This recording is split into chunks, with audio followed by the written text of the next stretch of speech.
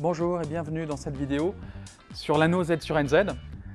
Nous avons passé les deux précédentes vidéos à définir déjà l'ensemble Z sur NZ et à définir aussi une addition et un produit sur cet ensemble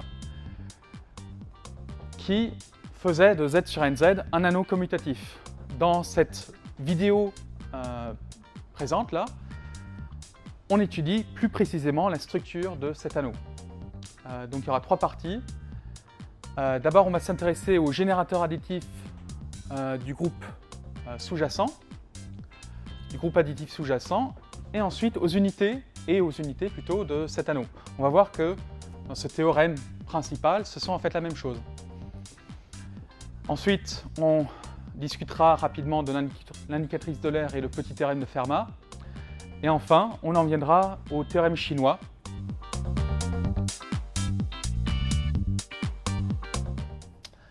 Alors, donc dans cette première partie qui concerne les générateurs additifs et le groupe des unités de l'anneau Z sur NZ, on va avoir besoin principalement du théorème de Bézout, que je rappelle, et qui caractérise les entiers premiers entre eux. Donc rappelons que le théorème de Bézout nous dit que deux entiers relatifs sont premiers entre eux si, seulement si, il existe deux autres entiers U et V et une combinaison linéaire de A et B grâce à U et V qui donne 1. Alors, venons-en donc au théorème principal et à l'unique théorème finalement de cette section, qui va nous dire donc que les générateurs additifs de Z sur NZ, donc les éléments de Z sur NZ dont le sous-groupe engendré que je note ainsi, dont le sous-groupe engendré c'est tout Z sur NZ, que ce sont exactement les unités de Z sur NZ. Et plus précisément donc, étant donné un entier K, les trois conditions suivantes sont équivalentes. K est premier à N. La classe de K dans Z sur NZ est une unité et K engendre le groupe Z sur NZ. Alors, donc, passons à la démonstration. Donc, montrons 1 entraîne 2. Et là, donc, on va utiliser le théorème de Bézout. Donc, soit K a un entier relatif, tel que K est premier à N. Donc par Bézout, il existe deux entiers U et V qui vérifient donc KU plus NV égale à 1. Alors, cette relation, on va la projeter dans Z sur NZ. Donc on note, comme on l'a toujours fait jusqu'à présent, Pn, l'application de Z dans Z sur NZ, qui a un entier relatif X, associe sa classe modulo N X. Donc on laisse tomber tous les suffixes. Ici, on travaille pour un N fixé. Pardon, tous les indices. Alors cette relation va se transformer grâce à Pn en la relation suivante. Donc, on applique Pn indice n à cette relation étoile. Et on obtient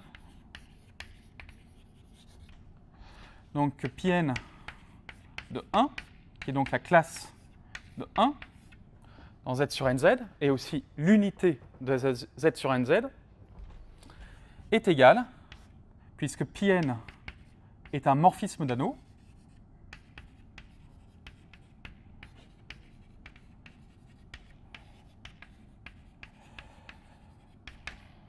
on avait vu que Pn était additive et multiplicative de l'anneau Z sur NZ, de l'anneau Z vers l'anneau Z sur NZ, et envoie l'unité sur l'unité. Donc Pn convertit ceci en Pn de K, Pn de U, plus Pn de N, Pn de V.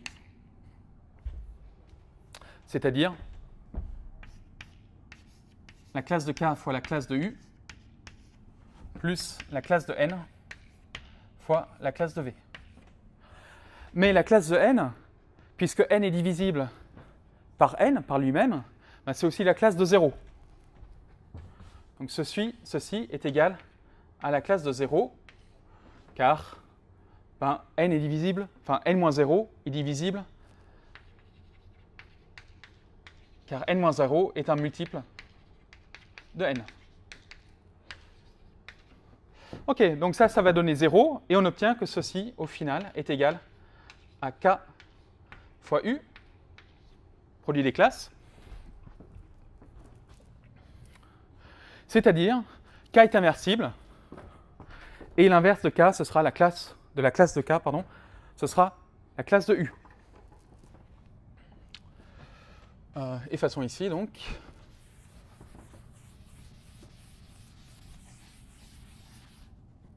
Donc ainsi,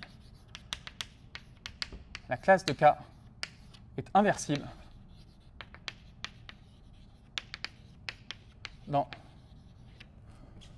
z sur nz pour le produit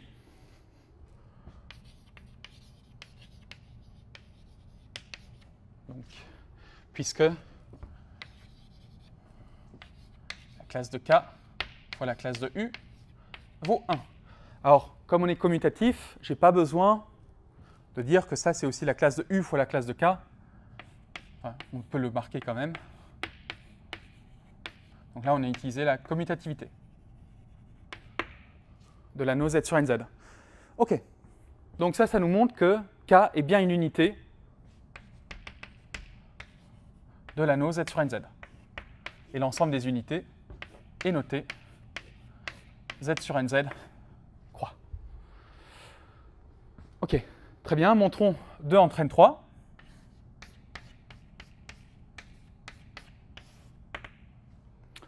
On va se donner une unité.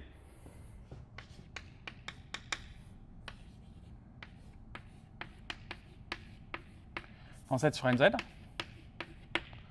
Et soit, disons, u ou l, disons, son inverse.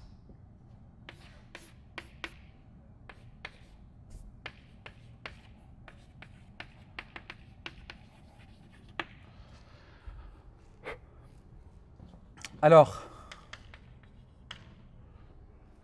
on peut remarquer la chose suivante.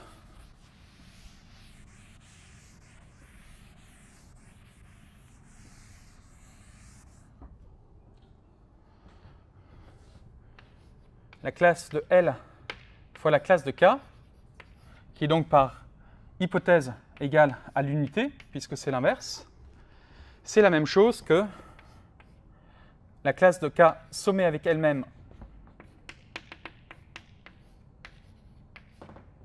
L fois.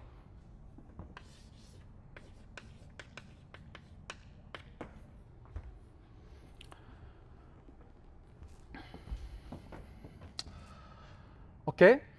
Donc, ce qu'on va obtenir, c'est que l'unité appartient au sous-groupe engendré par la classe de K. Mais maintenant,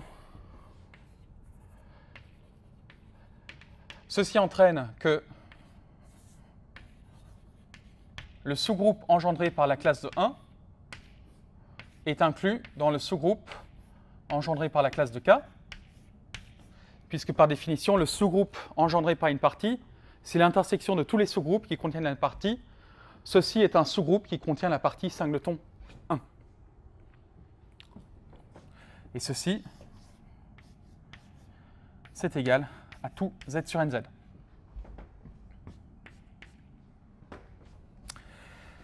OK, donc, par double inclusion, on obtient que la classe K engendre z sur nz.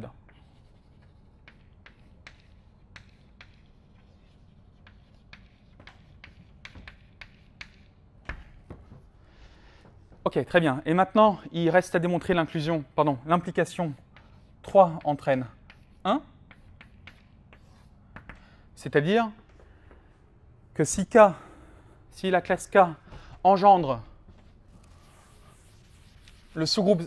tout le groupe Z sur NZ, alors l'entier K est premier à N. Donc, on suppose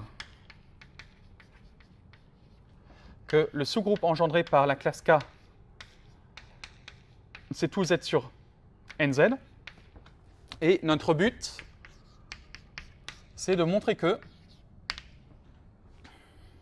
K est premier à N. Et à nouveau, on va essayer de produire une relation de Bezout. Donc, par hypothèse, on va voir que la classe de 1 appartient au sous-groupe engendré par K, puisque par hypothèse, K engendre tout Z sur NZ. Ceci nous dit que pour un certain entier L, entier relatif, il existe un entier L tel que 1 soit égal à L fois la classe K.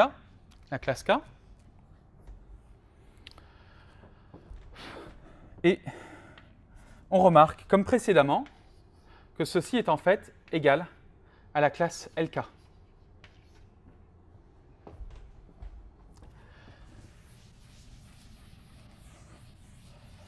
Alors, on a donc que LK et 1 sont équivalents, donc sont en relation par la relation d'équivalence qu'on avait notée congrue à un indice n. Donc 1 est équivalent à LK pour cette relation congrue égale à n, où on rappelons-le, congrue à un indice n est la relation d'équivalence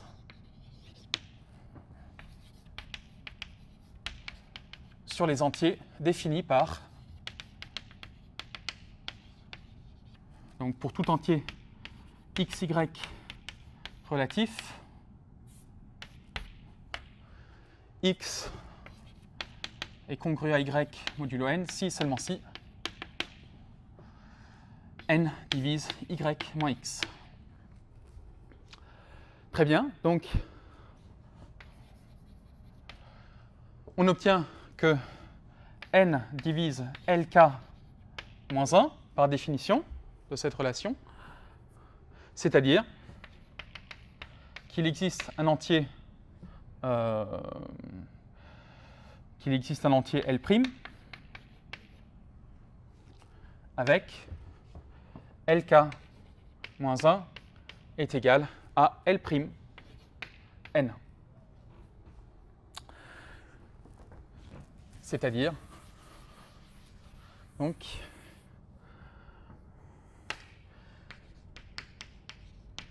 alors on aura que Lk plus moins L' n est égal à 1. Et ça, c'est exactement une relation de Bézout pour K et N. Donc d'après Bézout,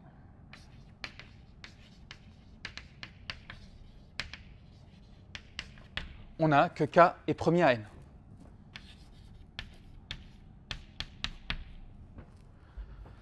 Ok, très bien. Alors, faisons une petite remarque, ou déjà une remarque importante. Donc, corollaire.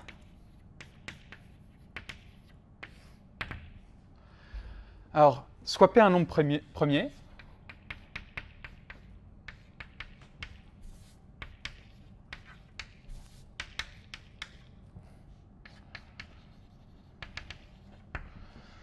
alors l'anneau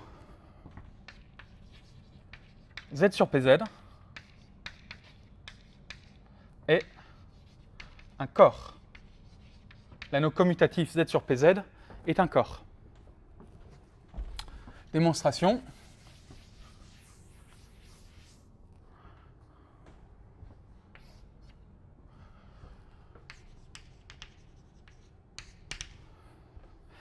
Alors, il faut montrer que tout élément non nul de Z sur PZ est inversible. Donc, écrivons-le. Donc, avoir tout élément non nul de Z sur PZ est inversible dans Z sur PZ.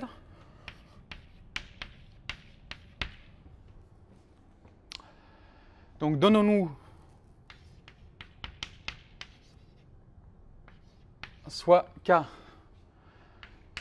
dans Z sur PZ qui n'est pas la classe nulle,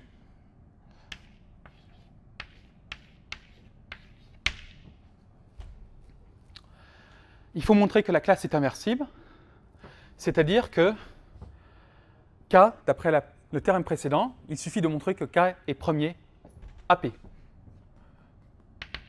Pour montrer que K est inversible, il suffit, d'après le théorème précédent, de montrer que l'entier K est premier AP. OK. Bon, ben, soit, disons, soit K égale à AP plus R, la division euclidienne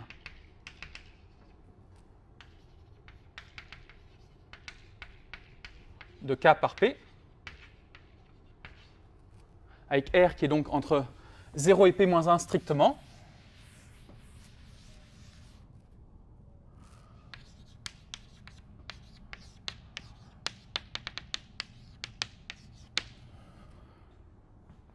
Donc, le PGCD de K avec P est égal au PGCD de R avec P. Et d'ailleurs, R est non nul, puisque la classe n'est pas la classe nulle. Et ceci va valoir 1, en effet, car si un entier D divise à la fois R et P, puisque P est premier,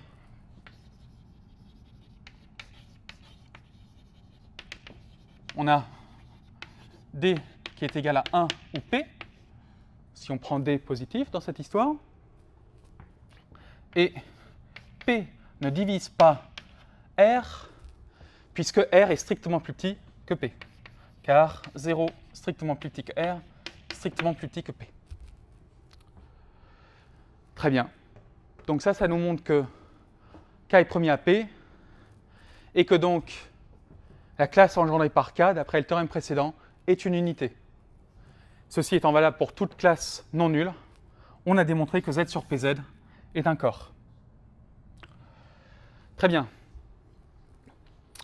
Dans la prochaine partie, on va donc s'intéresser à et définir la caractéristique de l'heure et énoncer et démontrer le petit théorème de Fermat.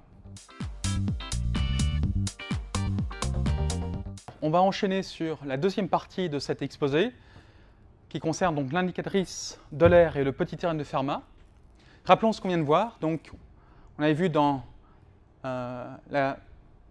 les vidéos structure algébrique de Z sur NZ, on avait vu que Z sur NZ, c'était cet ensemble à n éléments, avec ses n classes d'équivalence.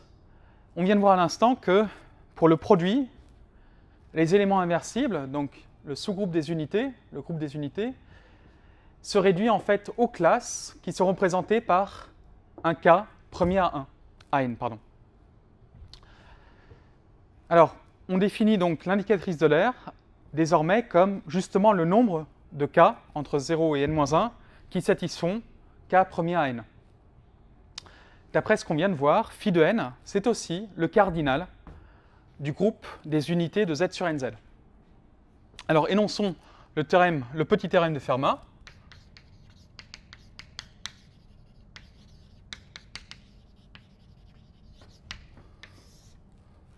Donc, il s'énonce de la manière suivante. Donc, soit A, un entier relatif premier à n, n, le n qu'on a déjà introduit, alors A à la puissance phi de n est congru à 1 modulo n. Alors ce théorème sur les entiers, on va le démontrer dans l'arithmétique modulaire z sur nz. Donc démonstration.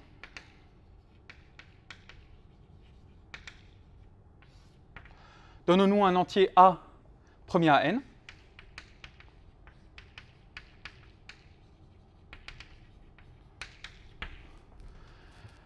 Donc, d'après ce qu'on sait, d'après ce qu'on vient de démontrer, on sait que la classe de A modulo n est une unité dans Z sur nz. Et le Z sur nz étoile est un groupe pour le produit.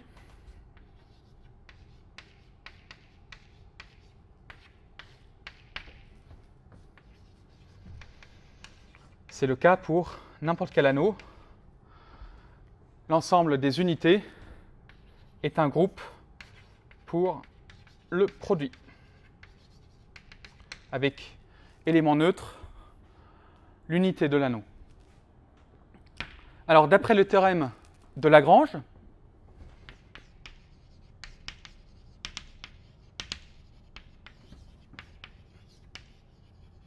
par théorème de Lagrange, on sait que l'ordre de l'élément A dans le groupe, donc l'ordre de A dans le groupe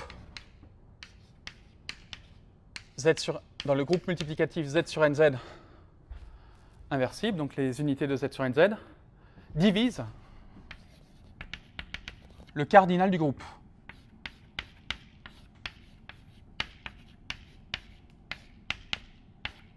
Et ce cardinal, c'est justement l'indicatrice de l'aire de n. Alors,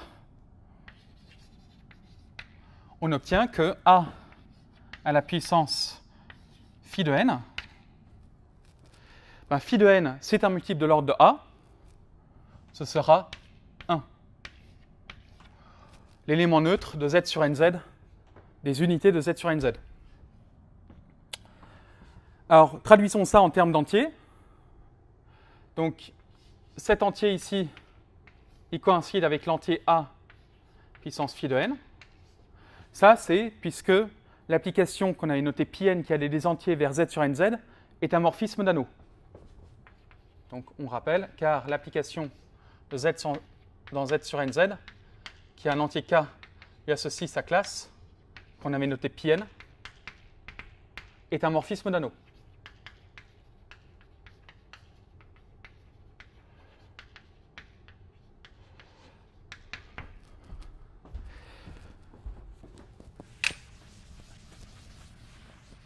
Donc, A puissance phi de n est équivalent, pour la relation d'équivalence congruence modulo n, à 1. Id est, n divise A de phi n, moins 1. Id est, voilà, id est A de phi n. Oh, on aurait pu le dire tout de suite, pardon. C'est-à-dire A puissance phi n est congru à 1 modulo n. Ce qui démontre donc le petit théorème de Fermat. Alors, dans le cas spécial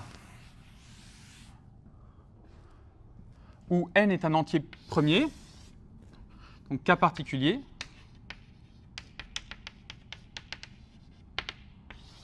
si n est un nombre premier,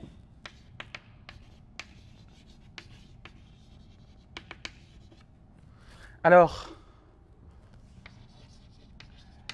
donc si n est un nombre premier, on va le noter P. Donc si P est un nombre premier, on sait que Z sur PZ est un anneau, est un corps. Les unités, ce sera tout le monde privé de 0. L'indicatrice de l'aire vaut P moins 1. Et on obtient que quel que soit K, disons on va le faire comme ça, quel que soit K élément de Z sur PZ, non nul. La puissance p-1e de k, c'est la classe de 1. Et on en déduit en multipliant par k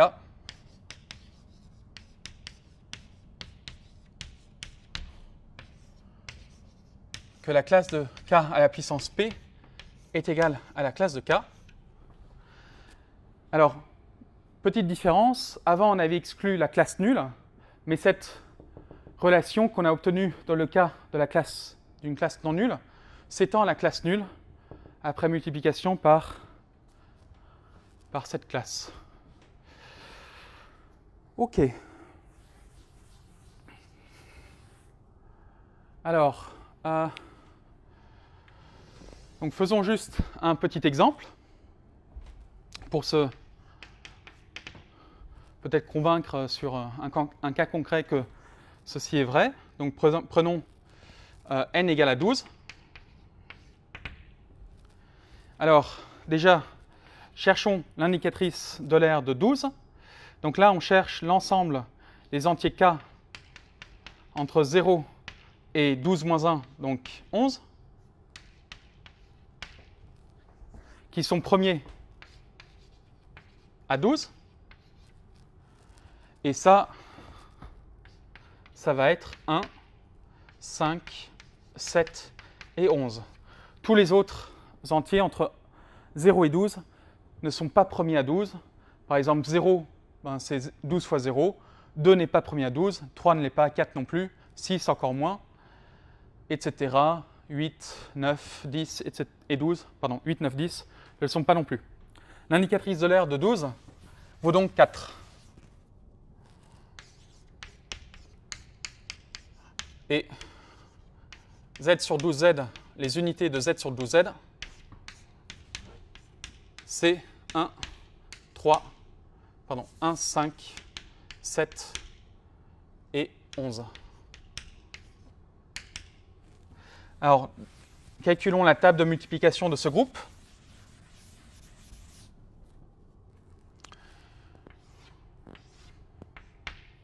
Donc 1, et je devrais mettre des classes.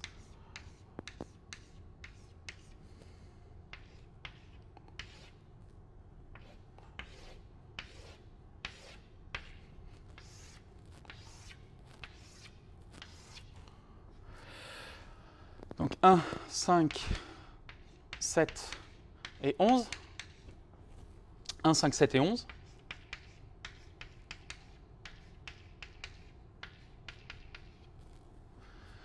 Donc multiplier par 1, c'est ne rien changer.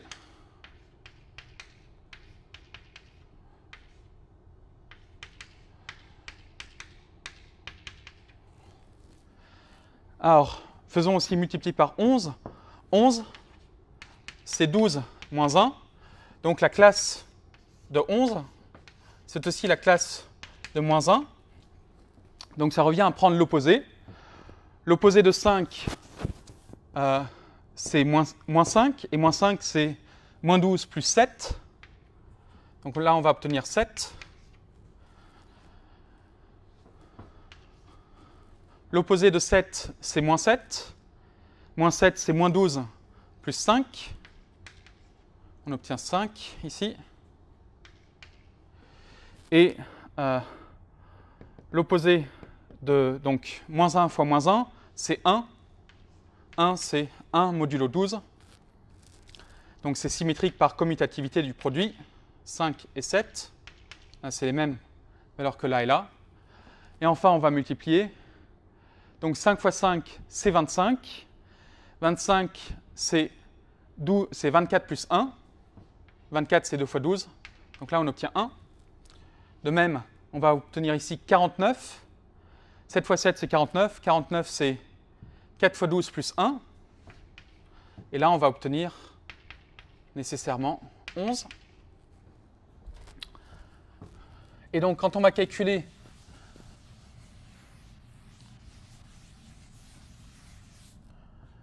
on remarque que déjà,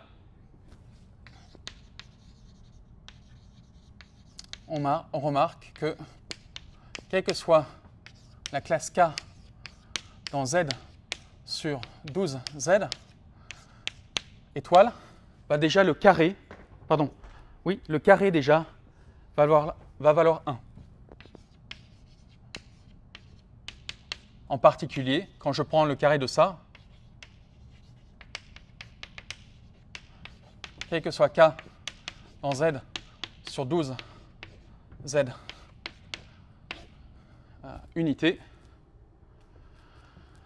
on obtient que la classe de K puissance 4, c'est donc le carré de la classe de K, vaut 1. Donc on a démontré sur ce cas particulier la validité de... Enfin, ça c'est un exemple concret qui illustre le petit théorème de Fermat.